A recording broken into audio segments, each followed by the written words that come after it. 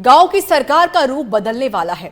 One state one election की ओर बढ़ रही प्रदेश सरकार ने 6,500 ग्राम पंचायतों में सरपंचों का कार्यकाल बढ़ाने की घोषणा कर दी है। लेकिन बढ़े हुए कार्यकाल में गांव की सरकार के मुखिया अब सरपंच नहीं बल्कि प्रशासक कहलाएंगे। जी हां, ऐसा पहली बार होने जा रहा है जब गांवों का शासन चलाने के लिए ब्यूरोक्रेसी को नहीं बल्कि जनप्रतिनिधि रहे सरपंचों को प्रशासक लगाने की घोषणा की गई है। पिछली कांग्रेस सरकार ने कुछ राजनीतिक फायदे और कुछ कोविड प्रोटोकॉल के चलते कई चरणों में पंचायती राज चुनाव करवाने थे। हालांकि इसके बावजूद कांग्रेस को उस तरह की सियासी फायदा नहीं मिल पाया जिसकी उसे उम्मीद थी। पिछली कांग्रेस सरकार ने 33 जिला परिषदों के चुनाव 4 चरणों में, 352 पंचायत समितियों के चुनाव 4 चरणों में और 11,310 ग्राम पंचायतों के चुनाव 3 चरणों में करवाकर पंचायती राज संस्थाओं की चुनावी एकरूपता को छिन्न भिन्न कर दिया था। अब बीजेपी सरकार शहरी निकायों और पंचायती राज संस्थाओं के चुनाव one state one election concept के तहत एक साथ करवाकर चुनावी एकरूपता लाने का इंतजार भी कर रही है। यानी इंतजामात पूरे भी किए गए हैं तो साथ ही एक साथ चुनाव करवाने के सियासी नफे को भी साधने की कोशिश कर रही है। आज की चर्चा इसी को लेकर करेंगे कि एक साथ चुनाव करवाने से पहले 6,759 सरपंचों को साधने की जुगत क्या रंग लेकर आएगी सियासी सरपंचायत। और सीधे शुरुआत करते हैं अपने मुद्दे की। मेरे साथ मेहमान जुड़ चुके, सीधे उनका ही रुख कर लेते हैं। प्रवक्ता है बीजेपी से डॉक्टर चेतन राजपुरोहित, प्रवक्ता है कांग्रेस पार्टी से डॉक्टर सीवी यादव और हमारे साथ जुड़ चुके हैं सरपंच संघ के प्रदेश अध्यक्ष हैं वंशीधर गढ़वाल, साथ ही पॉलिटिकल एक्सपर्ट मेरे साथ जुड़ चुके हैं एकलव्य सिंह। आप सभी का बहुत स्वागत है सच पे धड़क में।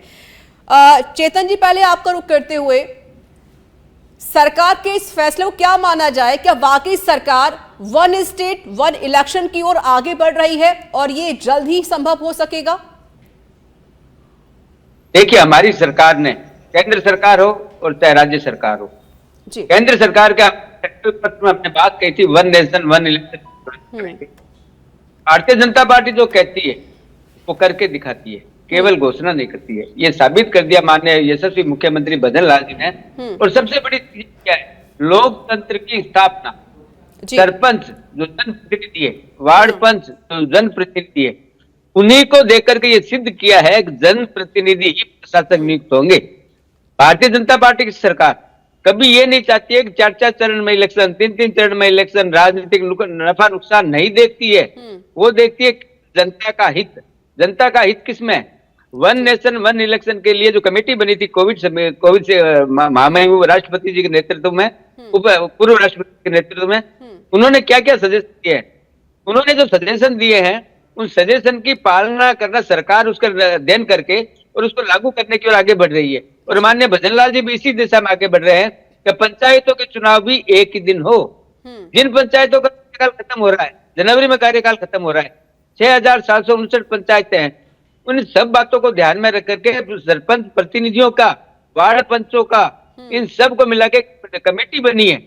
वो कमेटी निर्णय लेगी। सरपंच प्रशासक रहेंगे, ग्राम विकास अधिकारी भी रहेंगे, वार्ड पंच भी रहेंगे, लेकिन सत्ता किसके हाथ में रहेगी? सत्ता जनप्रतिनिधि के हाथ में रहेगी। यही तो भारतीय जनता पार्टी का कृत संकल्प है कि किसी भी राजनीतिक पार्टी हो, चाहे किसी का भी सरपंच हो, चाहे किसी का जिला परिषद सदस्य हो, चाहे किसी का जिला प्रमुख हो, हम कभी ये नहीं देखते पार्टी कौन है, हम ये देखते हैं राजस्थान का हित किसमें, जनता का हित किसमें।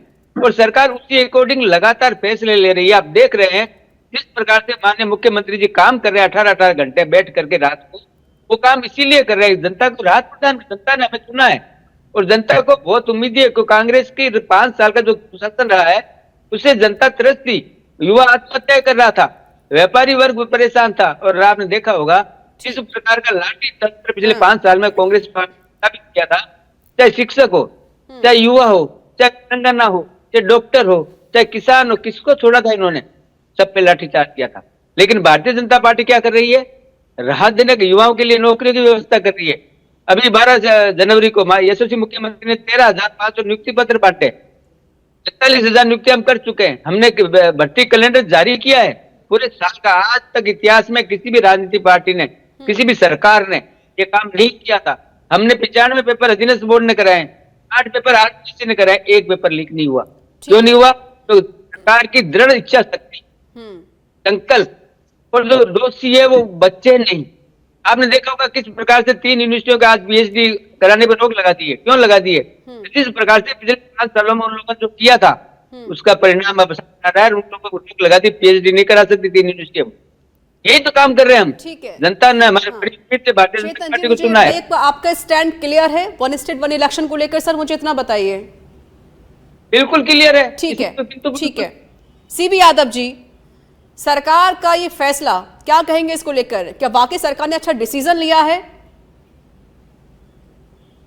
ऋचा जी शुक्रिया। आपकी स्क्रीन पे मैंने एक पत्र लिखा है सीएम साहब को, और उस पत्र के बहुत वो दिखा भी रहे हैं जो मैंने यहाँ पे उसमें मैं देखिए किसी भी फैसले का या किसी भी निर्णय का ये नहीं होता कि हमने कुछ भी कह दिया और हमने कर दिखाया। लोकतंत्र में ये पैरामीटर नहीं होता। लोकतंत्र में ये पैरामीटर होता है कि वो संविधान सम्मत है या नहीं है, वो जिसके लिए किया जा रहा है उसके हित में है या नहीं है। और तीसरी बात होती है कि क्या कोई सही परंपराओं की तरफ है या गलत परंपराओं की तरफ है। मैं चीज में आता हूँ, संविधान का अनुच्छेद 243 स्पष्ट तौर पर जो है ना 5 साल से ज्यादा किसी भी परिस्थिति के भीतर चुनाव टालने की बढ़ाने की बात नहीं करता। इवन अगर बीच में विघटन भी कर दिया जाए तो 6 माह में चुनाव करवाना पड़ता है।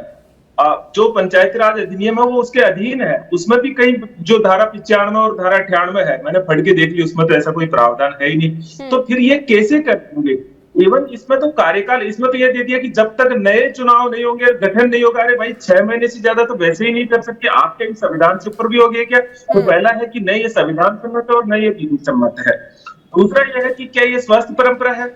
पंचायती राज संस्थाओं को और नगरीय निकायों को संवैधानिक दर्जा इसलिए दिया था ऋचा जी, ताकि राज्य सरकारें मनमर्जी नहीं करें, क्योंकि पहले मनमर्जी करती थी। तो ये तो एक ऐसी होती जो पंचायती राज के लिए हमारा। अच्छा मुझे ये बताइए सीबी यादव जी, मुझे ये बताइए नुकसान क्या है इससे? अगर सरकार कर रही है, एक साथ चुनाव कराना भी चाह रही है और सरपंच कार्यकाल बढ़ा भी दिया गया, तो इससे नुकसान क्या हो रहा है? मुझे इतना समझाइए सर। सबसे बड़ा तो नुकसान ये होता है कि अगर कोई चीज संविधान के अनुकूल ही नहीं और लोकतांत्रिक परंपराओं के अनुकूल न हो, इससे बड़ा नुकसान क्या होगा?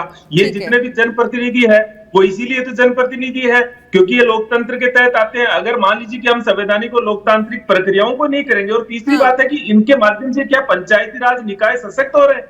क्या ये प्रशासनिक इकाइयां बनाने के लिए तो नहीं है, ये तो स्वशासन की इकाई है। ये तो स्वराज का जो हमारा अधूरा सपना था उसको पूरा करने के लिए है। मुझे बता दिया जाए कि इस निर्णय से कैसे स्वराज का और स्वशासन की इकाइयां मजबूत हो रही है और स्वराज का सपना पूरा हो रहा है। ये किसी भी तरह से ठीक नहीं है। मैं बिल्कुल जनप्रतिनिधियों से भी अपील करता हूँ, क्योंकि आप इस संविधान के माध्यम से चुन के आए हो। अगर ये संवैधानिक दर्जा नहीं दिया जाता, जवाब जरूर बीजेपी से ले लूंगी। ठीक है सर। हाँ वंशीधर गढ़वाल जी, ठीक है सर। वंशीधर जी मुझे ये समझाइए कि देखिए आप सरपंच संघ के प्रदेश अध्यक्ष भी हैं, तो क्या वाकई सरकार ने जो फैसला लिया, सरपंचों कार्यकाल बढ़ाया गया और एक साथ चुनाव कराए जाने की बात कही जा रही है, यानी पूरा स्टैंड क्लियर है सरकार का, वन स्टेट वन इलेक्शन, आप इससे खुश हैं? सरकार जो चुनाव नहीं करवा रही है अभी, हाँ। और सरपंच संघ ने परिस्थितियों को देखते हुए ये फैसला लिया था कि सरकार अभी समय पर चुनाव नहीं करा रही है। हमने ये मांग रखी थी कि या तो समय पर सरकार चुनाव करवाए, और सरकार 2 दिन पहले आप लोग की मुलाकात भी हुई थी मुख्यमंत्री भजनलाल शर्मा से, तो उस बीच क्या बातचीत हुई है सर? हमारी भजनलाल शर्मा जी से बातचीत हुई थी। उन्होंने ये कहा था कि हम जो 3 राज्यों में पहले बढ़ाया गया है सरपंचों का कार्यकाल, उसको हम दिखवाएंगे और उसकी विधिक राय लेंगे, और विधिक राय लेकर वो अगर न्याय सम्मत होगा, विधि सम्मत होगा, तो हम यहाँ पर भी इसको लागू करेंगे। ठीक है। तो हमने उनके कहने से और सरपंचों को हित को देखते हुए, क्योंकि सरकार अगर समय पर चुनाव नहीं करवा रही है और फिर प्रशासक लगाना चाहती थी, तो हमने इसका विरोध किया था कि प्रशासक हम नहीं लगने देंगे किसी भी हालत में। अगर सरकार प्रशासक लगाएगी तो हम सर जयपुर के अंदर धरना देंगे। तो सर सरपंच ही प्रशासक कहलाने वाले हैं सर? प्रशासक है, लेकिन है जनप्रतिनिधि को चार्ज दिया गया है, नाम बदला गया है। बाकी सरपंच को ही इसके अंदर कार्य करने का पूरे अधिकार, वित्तीय अधिकार, प्रशासनिक अधिकार दे दिए गए हैं। और जो भी वार्ड पंच, उप सरपंच है, उनको कमेटी का सदस्य बनाकर पूरा कार्य जो पहले किया जाता था उसी प्रकार करने का अधिकार दिया गया है। अच्छा, कोई समस्या है इसमें सर? क्योंकि आप लोगों की मुलाकात मुख्यमंत्री भजनलाल शर्मा से हुई जिसमें कई विषयों को लेकर बातचीत हुई है और साथ ही आपने जो कहा कि भाई अगर इलेक्शन आप एक साथ नहीं करा रहे हैं तो कार्यकाल बढ़ाया जाए, इस पर डिसीजन लिया गया। तो जाहिर है सरकार का स्टैंड क्लियर है कि भाई एक साथ हम चुनाव कराने वाले हैं सभी पंचायतों के। जब भी इन्होंने बजट घोषणा की थी तब भी हमसे वार्ता करी थी और हमने कहा था भाई पंचायत राज के चुनाव अगर एक साथ कराते हो तो हम सरपंचों को ही का ही कार्यकाल बढ़ाया जाए। ठीक है। तो लेकिन संविधान के हिसाब से सरपंचों का डायरेक्ट कार्यकाल नहीं बढ़ाया जा सकता, इस वजह से प्रशासक के रूप में सरपंचों को लगाया गया है और वार्ड पंचों को कमेटी के रूप में निर्धारित किया गया है। तो ये एक बहुत अच्छा फैसला हुआ है। सरकार को हम धन्यवाद देना चाहते हैं कि इन्होंने फिर भी समय पर चुनाव नहीं करवा के और जनप्रतिनिधियों को ही कार्य सौंपा है, तो इसका हम स्वागत करते हैं। यानी कि जो जितने सरपंच हैं वो इससे खुश हैं। एकलव्य जी मैं आती हूँ सीबी यादव जी। एकलव्य जी, आप इसे किस तरीके से देख रहे हैं, सरकार ने जो फैसला लिया है? देखिए ऋचा जी, मैं बताऊं कि अभी तक जो मेरे को पैनलिस्ट ने कहा, अगर हम उन तीनों की बातों का जिस्ट निकालें तो हमें इस परिस्थिति का समझ आएगी। देखिए है क्या कि ये जो सेंट्रल गवर्नमेंट का एक तरह से जो विजन है, एक वन नेशन वन इलेक्शन के लिए, उसी तर्ज पे यहाँ पे जो वन स्टेट वन इलेक्शन के लिए किया जा रहा है और उसके कई कारण भी हैं। यहाँ पे जैसे पहले नगर निकाय के भी जो चुनाव हुए थे और अब ये जो पंचायत के चुनावों की बात हो रही है, इसमें एक चीज जो बड़ी इंपॉर्टेंट है वो ये है कि परिसीमन जो है, पहले उसमें आई थिंक जो नगर निकाय वाले नगर पालिकाओं का जो परिसीमन है वो कंप्लीट भी हो चुका है और वो पिछले महीने ही कंप्लीट हो गया था। और अभी जो पंचायत के जो चुनाव हैं उनका पंचायतों का भी मतलब सारा जो परिसीमन है वो अभी भी चल रहा है। लेकिन जैसा कि कांग्रेस प्रवक्ता ने बताया, सीबी यादव जी ने, ये बात सही है कि कोई भी चीज जब हो तो वो संविधान सम्मत होनी चाहिए।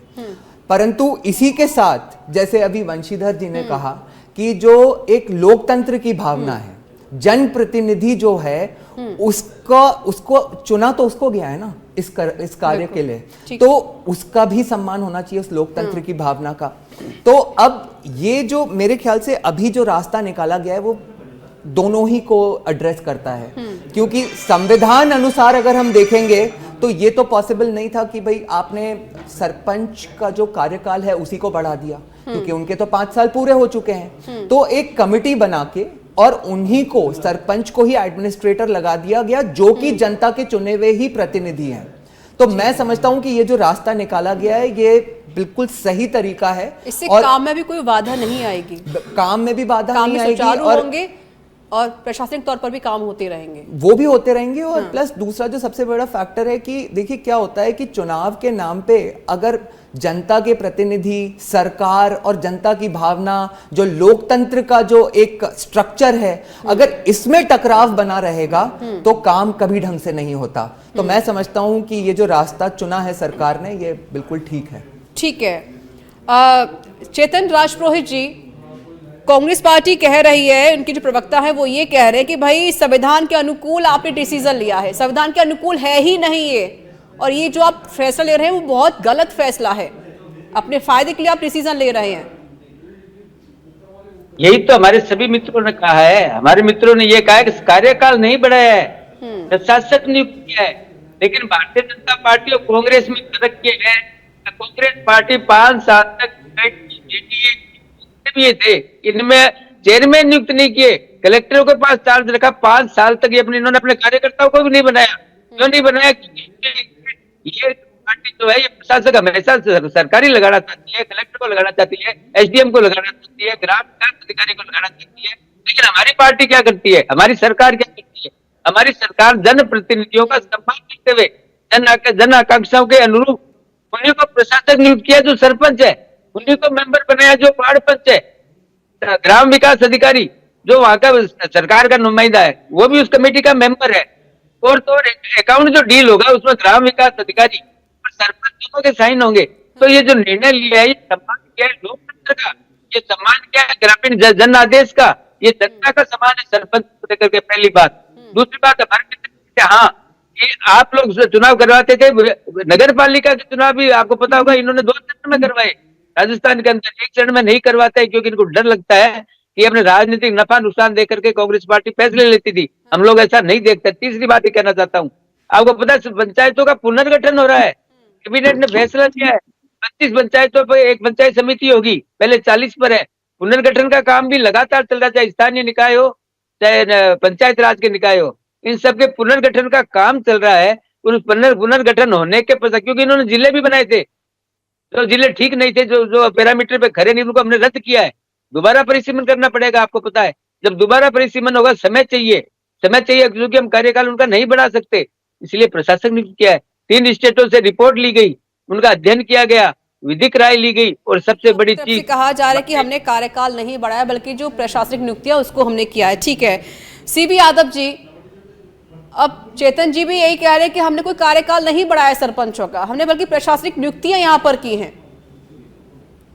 नहीं, तकनीकी बात ये नहीं है कि कार्यकाल नहीं बढ़ाया। तकनीकी तौर पर ये लिखा गया है चुनाव टाला गया है क्योंकि चुनाव करवाना संभव नहीं है, जो है कुछ कारणों की वजह से। अब वहां पे देखो कुछ 2-3 चीजें हैं। चुनाव को टालने की परिस्थितियां जो बताई गई है वो कौन डिफाइन करेगा? क्या राज्य सरकार के पास ये पावर है कि वो चुनाव टालने की परिस्थितियां हैं? कोई ऐसी परिस्थिति तो है नहीं। अभी बाई इलेक्शन हुआ तो पहले तो कारण ही गलत हो गया कि कुछ ऐसे कारण जिनकी वजह से चुनाव टाला गया, तो चुनाव टाल कैसे सकते? हमारी आपत्ति तो इसी पे तो है ना कि चुनाव कैसे टाल दिया। चुनाव करवाना लोकतंत्र का धर्म है और चुनाव आप टाल ही नहीं सकते हो, आपके पास एम्पावर्ड ही नहीं हो। भारतीय जनता पार्टी का यहाँ नहीं, जितने भी भारतीय जनता पार्टी शासित राज्य है वहां पे लोकल गवर्नमेंट को कमजोर करने की चीजें चलती रही है। मैं ये कहता हूँ चेतन जी, आप ही को मौका है, और मैं जरूर ये कहूंगा कि अगर आप वास्तव में लोकल गवर्नमेंट का भला चाहते हो, बंशीधर जी भी है, तो इनको 29 विषय दिए हैं 11वीं अनुसूची के अंदर। हमने 5 विषय दिया था कांग्रेस पार्टी को 29 में से। हम आपका स्वागत करेंगे जब 5 और दे दोगे या 10 और दे दोगे या 29 के 29 दो। आपका सीना और आपका दिल बड़ा है ना, तो 29 विषय इनको दो। आपने इनको कमजोर करने से पहले चेतन जी आप अपनी बारी आई तो देखिए, बीच में मैंने आपके नहीं बोला। जब आपकी सरकार आई तो आपने शिक्षा का नियम लागू करके लोकतंत्र की प्रक्रिया को अवरुद्ध कर दिया था वसुंधरा जी की सरकार ने। हमने उस कानून को उठाया, लोकतंत्र के भीतर ये शिक्षा और ये इनको प्रशासनिक इकाइयां थोड़ी ये संवैधानिक इकाइयां है। आप अच्छा काम कीजिए ना। 2 बच्चों का नियम है, अभी 2 बच्चों से ज्यादा वाले चुनाव नहीं लड़ सकते। आप हटाइए, हम आपका फैसले का स्वागत करेंगे। इन संस्थाओं को सशक्त करने की दिशा में मुझे बता दीजिए कि फैसला कैसे मजबूत है। आपका एक कदम भारतीय जनता पार्टी का किसी राज्य में, केंद्र में आज तक के इतिहास में एक काम बता दीजिए जब आपने विकेंद्रीकरण की दिशा में और पंचायती राज को सशक्त करने की दिशा में एक कदम उठाया हो। जब आपके इतिहास में एक कदम नहीं है तो आप कैसे? और एक लास्ट बात और कहता हूँ, ऋचा जी, अगर इस निर्णय को पालन किया जाए तो 2 साल है, 2027 के अंदर चुनाव होंगे। क्या हम ऐसा पंचायती राज लाके और बंशीधर जी इस बात को एक्सेप्ट करेंगे कि 2027 के अंदर इनका चुनाव हो? कैसे करेंगे? समय पे चुनाव करवाना जनप्रतिनिधियों का भी उतना अधिकार है। तो मैं जनप्रतिनिधियों से भी अपील करता हूँ कि एक बार गलत कदम बढ़ता है, एक बार गलत परंपरा शुरू होती है, या करने की परंपरा है। छोटा लालच मत देखिए, पंचायतों को सशक्त कीजिए, आप अपने अधिकार लीजिए। और इनका सीबी यादव जी, सरकार तो सर आपकी भी रही है ना सर। सीबी यादव जी, सरकार तो आपकी रही, तो आप भी करा सकते थे ना सर, ये कदम तो आप भी उठा सकते थे। जब कदम उठाने की बात करें बीजेपी से, मैं यही कह रहा हूँ, हमारी सरकार ने क्यों नहीं किया सर? मुझे यही बताइए ना, क्यों नहीं किया आपने? 5 साल आप भी तो रहे ना सत्ता में। ये पंचायती राज हमारी देन है, इसको लागू करना और संवैधानिक दर्जा देना, और आज जहाँ ये खड़े ये हमारी देन है, राजीव गांधी जी की देन है। ये भारतीय जनता पार्टी का सपना नहीं है। यादव जी, जलेबी की तरह बात क्यों घुमा रहे हैं आप? सीधी सीधी बताइए ना, 4 चरणों में चुनाव क्यों कराया आपने? गोलमोल क्यों घुमा रहे हैं बातों को? आप सीधा जवाब दीजिए ना। पिछली परिस्थितियां थी वो पूरे देश के भीतर कोविड की परिस्थितियां थी। मतलब अगर आप होंगे तो सिचुएशन अलग होंगी। आप सिचुएशन का आप मुझे एक्सक्यूज दे दीजिएगा। महाराष्ट्र के मुख्यमंत्री का विधान परिषद तक का चुनाव नहीं हुआ था। देश के भीतर कहीं भी कोविड के भीतर चुनाव नहीं होते, तो जो चुनाव टले गए थे वो कोविड की परिस्थितियों में टले। कोई राज्य सरकार ने सीबी यादव जी, अगर अब खुद का टाइम आएगा तो भाई हमारी तरफ ये सिचुएशन थी, हम इसका एक्सक्यूज आपको सामने रख देंगे। कोई और सरकार होगी तो वो ऐसा क्यों नहीं कर रही? सर ऐसा थोड़ी ना चलता है सर, ऐसे नहीं होता ना सर। फिर दोनों के लिए होना चाहिए सर, किसी कोई भी पार्टी क्यों ना हो, कोई भी सरकारी क्यों ना हो। ठीक है, चेतन जी कुछ कहना चाह रहे थे, चेतन जी जवाब दीजिए। ठीक है सर, रुक करूंगी मैं आपका फिर से। सर जवाब सीधा नहीं दे नहीं रहे ना सर। ठीक है चेतन जी, ठीक है सर, चेतन जी। मैं एक लाइन में कहना चाहता हूँ, ये कांग्रेस पार्टी वही पार्टी है जिसने 17 साल तक पंचायतों के चुनाव नहीं करवाए। याद करिए आप जमाने को, नहीं करवाए इन्होंने। क्यों नहीं करवाए? कि इनके राजनीतिक कारण है। कांग्रेस पार्टी फैसला लेती है वो प्लस माइनस देख करके करती है। चुनाव के अंदर आपने देखा, विधानसभा चुनाव से आचार संहिता लगने से पहले जिस प्रकार के इन्होंने घोषणाएं की थी, वो घोषणाएं जमीन पे उतर पता नहीं होता था, और जनता ने इनको हरा दिया। क्यों हरा दिया? कि इनके गलत कामों के कारण जनता ने इनको हराया। हम लोगों ने लोकतंत्र को मजबूत किया है। प्रशासक किसको नियुक्त किया है? हमने प्रशासक सरपंचों को किया है। समिति में किसको लिया है? वार्ड पंचों को लिया है। ये क्या करते थे? ये 5 साल तक मैंने बताया, यूआईटी के चेयरमैन नियुक्त नहीं किए इन्होंने अपनी पार्टी के कार्यकर्ता को, कांग्रेस पार्टी ने, क्योंकि कलेक्टरों को पावर देकर रखा 5 साल तक अशोक गहलोत साहब ने, क्योंकि ये लोग विश्वास नहीं रखते, लोकतंत्र में विश्वास। ये सरकार है ना, ये कांग्रेस पार्टी की सरकार जब आती है, मैं तो बड़ा दुख के साथ कह रहा हूँ कि कांग्रेस पार्टी अपने कार्यकर्ताओं के साथ भी अन्याय करती है, कलेक्टरों पे विश्वास करती है, प्रशासन पे विश्वास करना चाहिए, विश्वास करना कोई बुरी बात नहीं है। लेकिन जहाँ पे मनोनीत पोस्ट हैं, जहाँ पे लोकतंत्र स्थापित होता है, कार्यकर्ता जो बनता है, कार्यकर्ता के पास जनता जाती है, जनता काम करवाती है, क्योंकि कलेक्टर के पास जाने में हिचकिचाता है आम आदमी। चुनाव जब हो तब हो, देखा जाएगा। लेकिन सर इतनी बात है कि गांव का विकास नहीं रुकना चाहिए, शहर का विकास नहीं रुकना चाहिए, ये सबसे ज्यादा जरूरी होता है जनता के लिए। ठीक है, एकलव्य जी कुछ कहना चाह रहे हो?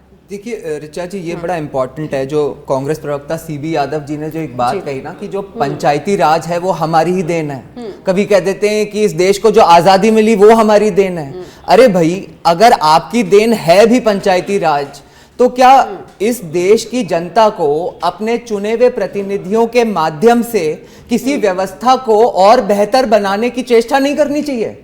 मुझे ये बताइए, देखिए जो बड़ा पर्पस है ना, जो 1 नेशन 1 इलेक्शन हो, उसी के तर्ज पे ये 1 स्टेट 1 इलेक्शन भी किया जा रहा है। और उसमें किस तरह के एक्सपर्ट्स ने अपनी राय रखी है, चाहे farmer state chief election commissioners हों, पॉलिटिकल जगत से जुड़े हुए लोग हों, एडमिनिस्ट्रेटिव जगत से, तो उन लोगों ने ये प्रॉब्लम्स देखी हैं, तभी तो ये रेकमेंड किया गया है ना।